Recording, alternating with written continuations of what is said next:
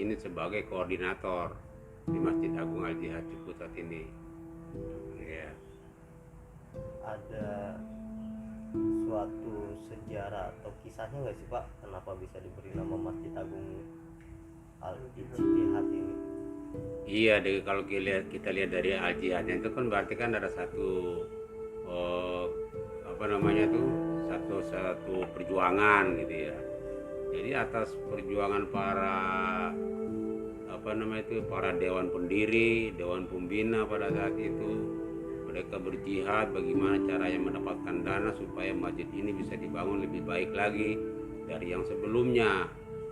Sebelumnya itu kan masjid Jami itu kan bukannya nggak bagus, sudah bagus, sampai ikonnya aja untuk ajan TVRI dulu itu dari masjid sini. Itu zaman kita masih di Provinsi Jawa Barat dulu. Nah itu dengan adanya banyak ulama-ulama yang dari IAIN ya, waktu itu kan IAIN, sekarang kan UIN, itu banyak yang ada di sekitar Ciputat sini, bahkan mereka juga ada yang kawin sama orang Ciputat. Ya itulah perjuangan mereka, itulah yang namanya dibilang jihad untuk bagaimana masjid ini supaya lebih bagus lagi, peningkatan berdakwahannya seperti apa untuk memberikan masukan-masukan kepada masyarakat Ciputat yang masih awam dengan agamanya gitu. Itu tahun berapa Pak? Kalau berdirinya saya kurang begitu paham lah, itu paling bisa kalau dikira-kira juga nggak bisa. Orang yang tertua dari saya pun nggak tahu kalau ini berdirinya berapa. Maksudnya berdirinya masjidnya, Masjid Agung Al Jihadnya atau apanya? Berdiri Masjid Agung ya Pak? Oh itu saya nggak tahu, udah mungkin 20 tahun yang lalu kali. Karena ini setiap 5 tahun kan ganti ketua yayasan. Setiap ganti ketua yayasan itu kan 5 tahun sekali. Gitu. Kalau udah 4 kali ganti berarti kan udah 20 tahun. Sebelumnya tapi ini semoga ini Pak. Oh belum sebelumnya. Gimana Pak? Kalau semegah ininya kira-kira 10 tahun yang lalu atau 15 tahun yang lalu baru kelihatan bagus ini. Yang pertama kali memberikan nama itu siapa Pak? Ya itu hari hasil apa namanya itu musyawarah dewan pendiri. Dewan pendirinya kan banyak, ulama semua itu, orang-orang ahli agama semua itu. Ini berdiri di atas lahan berapa luasnya Pak? Ya mungkin diri di atas lahan sekitar 1000 lebih lah ya, mungkin 1000. Dengan bangunan Dua tingkat.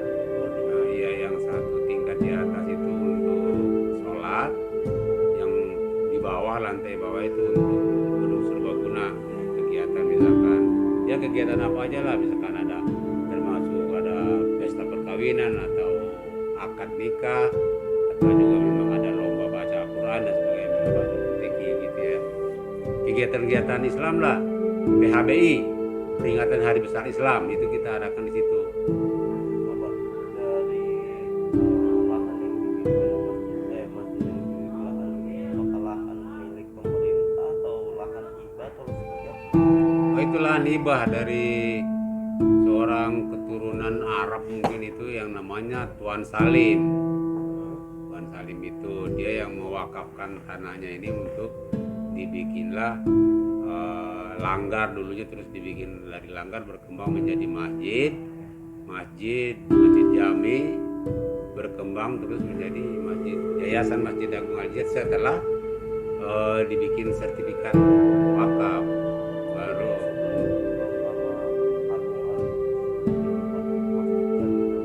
Iya, sebelum Masjid Agung Al Jihad itu namanya Masjid Jami Ciputat. Oh itu hasil musyawarah para dewan pendiri. Yang 20 tahun lalu Iya. masih memberi wakaf tanah itu. Ya udah enggak, orang cicitnya aja tinggal satu-satunya, di bawah cicit memang banyak. Tapi kalau Matumin tuh lebih ini masih ada tuh Pak Wawo Ibrahim itu. Namanya tuh mantan anggota DPR RI itu dari PDIP Perjuangan itu. Ada Bupati Megawati. Dari sedikit memberi wakaf itu sejarahnya seperti apa sih? Wah, Kenapa dia memberi wakaf ke sini ke masjid? Adakah salah satu janji yang dia tepati atau gimana? saya rasa enggak, saya dengar ceritanya enggak kayak gitu. Dia hanya memberikan lahan ini untuk diwakafkan untuk tempat ibadah, Karena memang tujuan dia memang mau berdakwah, apa namanya itu, mau supaya Islam itu lebih baik lagi. Kalau memang nggak ada musola, nggak ada masjid, kayak apa masyarakat pada waktu itu? Jangan ada masjid aja masih banyak kan yang punya macam-macam pikirannya gitu. Tapi bagus dengan ada masjid kan masyarakatnya udah banyak yang ngerti Islam, ngerti sholat. Ya tadinya mungkin ya macam nenek saya belum tentu bisa baca Quran dengan baik. Paling bisa dia baca untuk sholat aja Al-Fatihah misalkan, ada ayat pendek untuk sholat, hanya itu ya kan, nggak bisa. Apa terkait dengan gedung berarti sudah ada renovasi ya Pak di masjid. Iya udah berkali-kali. Apa sih Pak yang masih dipertahankan saat ini menjadi keunikan dari Masjid Agung sendiri atau dari ikonnya? Sekarang yang ikon yang saya bilang tadi itu udah nggak ada lagi, udah beda. Sekarang udah pakai tower itu, udah pakai apa, menara. Dulunya kan ikon yang dibikin oleh Pak Haji Asep Saripudin itu, beliau itu dulu orang kaya ya di Ciputat, dia yang pertama bikin itu sehingga bisa jadi ikon itu untuk azan maghrib di TVRI di tahun-tahun 60-an itu. Iya, TV masih hitam putih itu kan.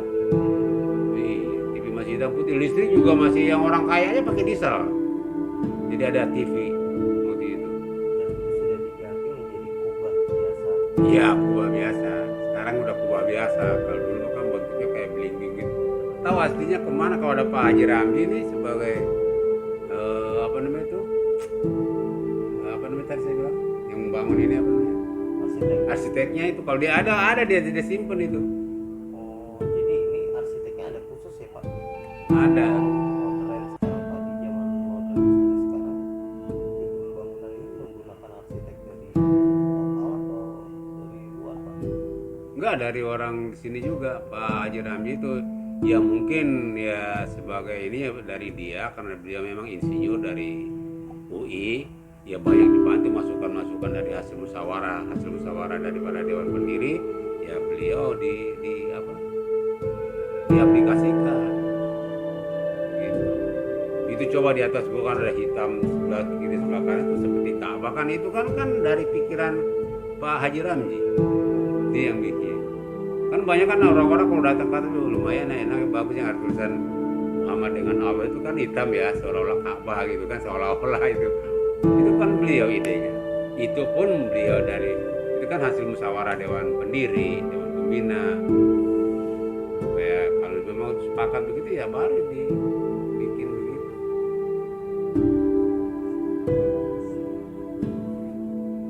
Sesuai dengan anjuran pemerintah, himbauan pemerintah, ya jaga jarak, pakai masker, cuci tangan. Sebelum naik kan kita tes dulu tuh termogen. Kita tes dulu. Hari pertama kita umumkan harus pakai masker. Kalau datang nggak pakai masker, kita kasih masker, bagi-bagi masker. Untuk hari berikutnya kalau nggak pakai masker, kita udah nggak pakai masker lagi, kita suruh pulang, harus pakai masker. Puasa ini tiap tahunnya Pak ya?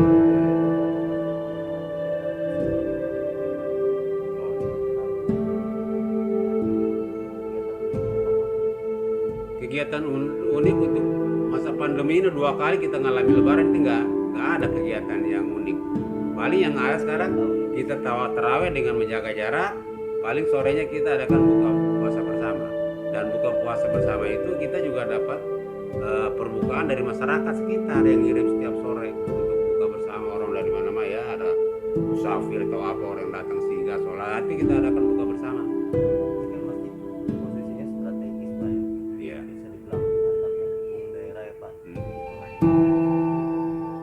ada kesulitan nggak sih Pak mengatur protokol kesehatan bagi jamaahnya di tengah penerapan prokes COVID-19 ini Pak?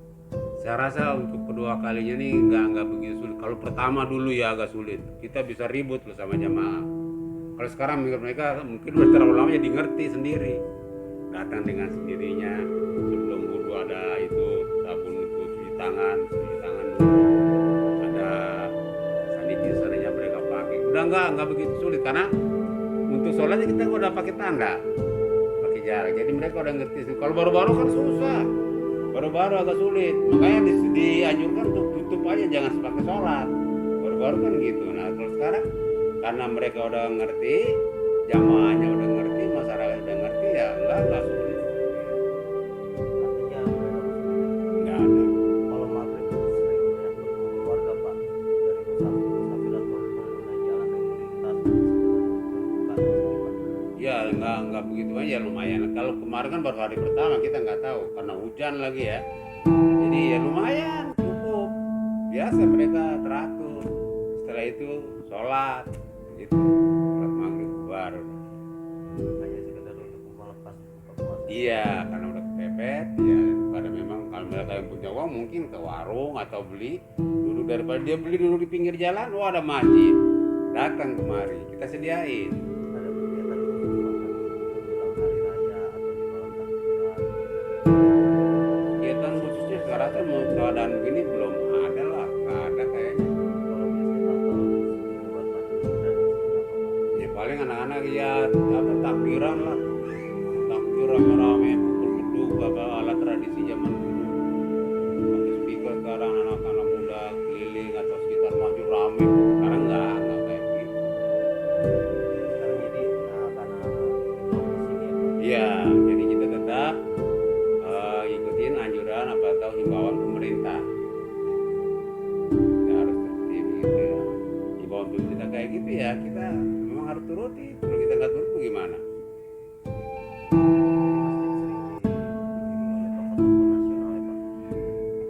Kalau dulu sekitar tahun 60-an itu pernah Buya Hamka pernah di sini. Masih masjid Jami dulu Buya Hamka pernah. Itu tahun 60-an itu. Dakwah di sini. Dia kebetulan dari Bandung, sengaja lewat sini karena pernah lihat di televisi itu tentang masjid Jami Ciputat itu. Dia mampir ngajak sholat bersama ya, ngobrol-ngobrol. Ya sekalian berdakwah. Siapa sih yang nggak bangga dengan kedatangan tokoh besar? Dia mau tokoh besar. Iya. Wah kalau presiden atau pemimpin daerah itu Pak. Enggak. Kalau pemimpin daerah sih banyak ya, macam bupati misalkan, apa namanya itu, wali kota, bisa aja. Bupati maupun apa itu gubernur bisa datang. Cuman hari-hari ya bagaimana kalau hari-hari misalkan kampanye begitu dia nggak berani. Ini kan tempat ibadah, nggak boleh dia nggak berani datang. Orang pakai kaos atribut contoh ini juga kita suruh lepas. Iya, nanti anjurannya kayak gitu. Oh, siap Pak. Jangan lupa subscribe ya.